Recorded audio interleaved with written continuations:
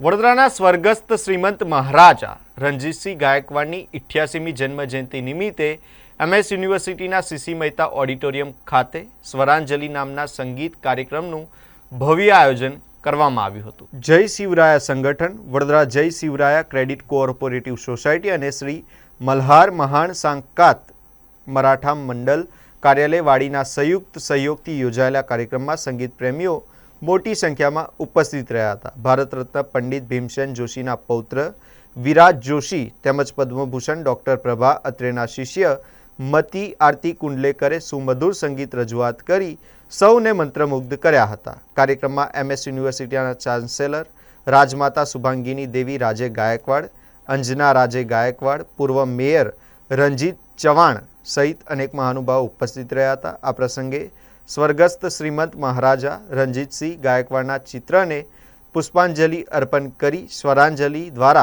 संगीतमय श्रद्धांजलि આપવામાં આવી હતી। विशेषतः राजमाता शुभांगी राजे जी का आभारी हूँ और हमारे सुभाष साफड़कर जी।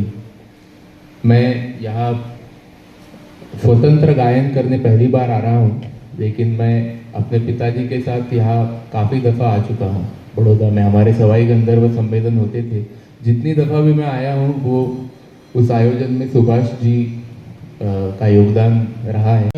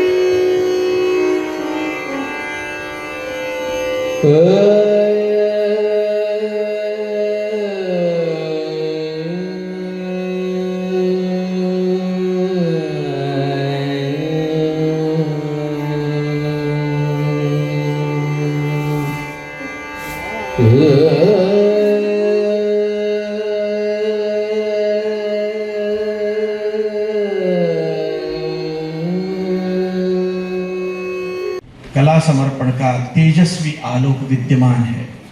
आज भारत ही नहीं बल्कि विश्व की अनेक विश्वविद्यालय उस ज्ञान परंपरा का अमृतपान कर रही है।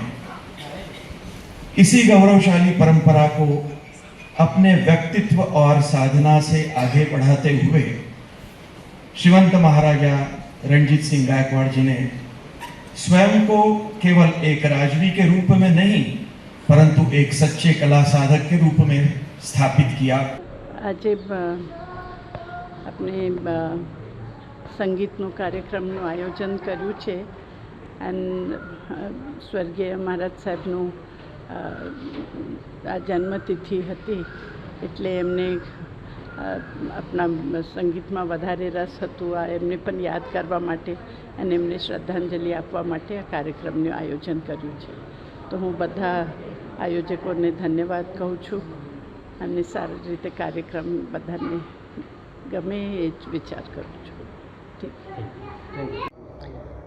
આજે સ્વર્ગસ્થ મહારાજા શ્રીમંત રણજીતસિંહ ગાયકવાડનો જન્મદિવસ છે। 88મો જન્મદિવસ જે ઉજવી રહ્યા છે એ કાર્યક્રમમાં પૂનાથી વિરાટ જોશી જે પંડિત ભીમસેન જોશીના ગ્રેન્ડસન છે અને આરતી કુંડલકર એ લોકોએ આજે અહીં પરફોર્મ કરવાના છે। આમ તો મહારાજા રણજીતસિંહ ગાયકવાડને સંગીતનો બહુ જ પ્રેમ હતો। તે પોતે સારા સંગીતકાર હતા, પોતે ગાતા હતા। તો એમના યાદમાં આજનો આ કાર્યક્રમ રાખવામાં આવ્યો છે અને રાજમાતા શુભાંગીની દેવી રાજે ગાયકવાડ, અંजना રાજે ગાયકવાડ એ લોકો ઉપસ્થિત રહેશે અને આ કાર્યક્રમ સફળ થાય એવી અમને આશા છે।